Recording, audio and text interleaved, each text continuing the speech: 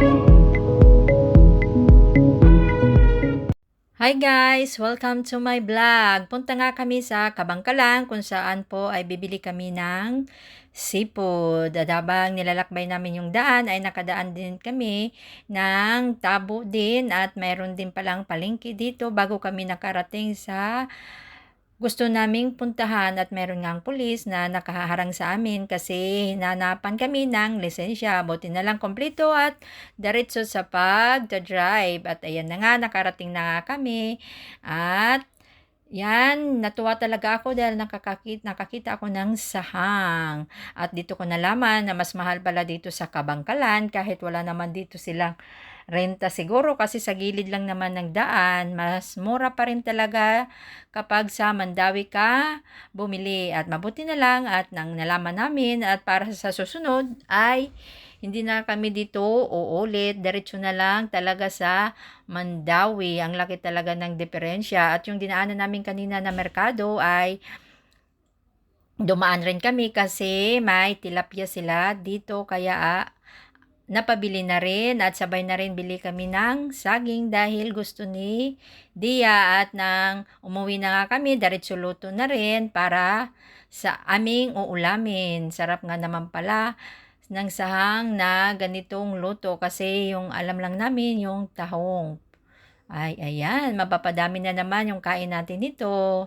Talagang mapapasarap na naman talaga ang kain kahit dahil minsanan lang talaga natin itong nakakain kasi ang mahal nga. Mahal nga talaga yung isa kung sa restaurant ka, bawat isa ng sahang. Kung malaki, 30 pesos. Kung maliit naman, 20. At ayan, mapapadami.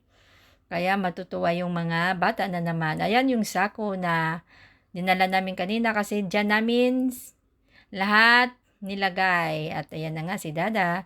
Yung Dada namin dito na parati yung nagloloto pag mga ganitong eksena. Maraming salamat Dada sa pagmamahal parati na pinapadama mo sa amin. At nauna nga dyan yung tahong o yung sahang kasi yun lang naman yung konti, hindi kagaya ng tahong dahil 1 kilong kalahati po yan, mas madami siya kaysa sa sahang. Kaya nauna pagkaluto yung sahang talaga. At ayan na nga, mainit-init pa talaga. Kahit ako, ramdam ko yung init, kahit hindi ako yung kumukuha. Hanggang video lang talaga. Ay, amoy pa lang talaga, sa usok ng amoy.